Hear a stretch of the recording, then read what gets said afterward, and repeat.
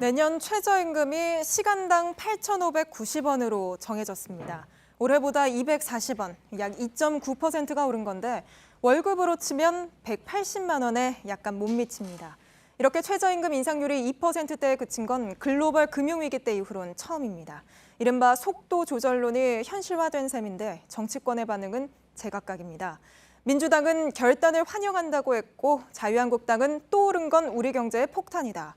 그리고 정의당은 최저임금 10,000원 공약이 물거품돼 참담하다고 했습니다. 오늘 새벽 최저임금이 어떻게 결정됐고 또 어떤 의미가 있는 건지 이세누리 기자와 이야기 나눠보겠습니다.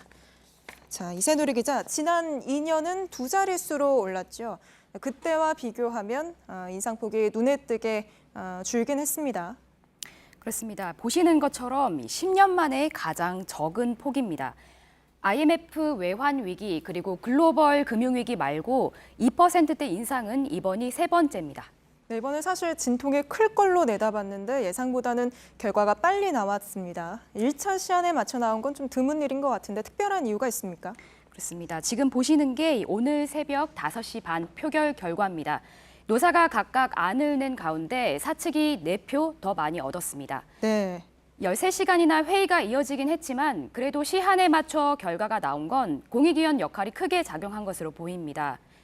이 공익위원들은 노사가 의견 차를 좁히지 못하자 한 자릿수 인상, 그러니까 0에서 10% 사이에서 결정하라고 권고했습니다. 그리고 투표에서 다수가 경영계 손을 들어준 겁니다. 이 9명의 공익위원은 정부가 위촉합니다. 이번 최저임금 논의를 앞두고 1명 빼고 다 바뀌었습니다. 지난해와 분위기가 크게 달라진 배경입니다. 네, 이번 결정 놓고 각계각층에서 여러 반응들이 쏟아지고 있죠. 서 있는 위치에 따라서 입장이 어땠을지 예상은 가지만 구체적으로 좀 어땠습니까? 네, 노사가 모두 유감을 표명했습니다. 노동계는 최저임금이 최종 고시되는 다음 달 5일 전에 재심의를 요구하는 것도 검토 중입니다. 한국노총은 참사가 일어났다며 반발했고 민주노총은 더 나가서 총파업을 예고했습니다. 올해 최저임금 8,350원보다 더 깎자고 요구했던 경영계는 아쉽다고 했습니다. 2년 동안 너무 올라서 이번엔 동결하거나 깎았어야 했다, 이런 얘기입니다. 우여곡절이 많았습니다만 속도 조절론이 어쨌든 현실이 됐습니다.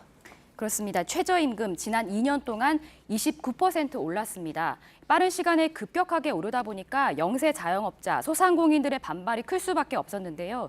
여기 일자리 상황도 잘 풀리지 않자 여권에서도 속도 조절론이 힘을 얻은 겁니다. 그렇다면 내년까지 최저임금을 10,000원까지 올리겠다는 공약은 무산된 거죠. 그럼 기한을 좀 더 늘려서 현 정부 임기 내에, 그러니까 2022년까지 10,000원으로 올리는 건 좀 어떻습니까?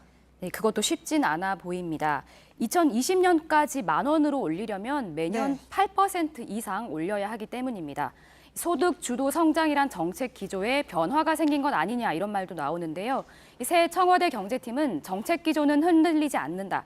최저임금이 소득 주도 성장의 전부는 아니라고 말하고 있어서 좀 더 지켜봐야 할 것 같습니다. 네, 알겠습니다. 이세누리 기자였습니다.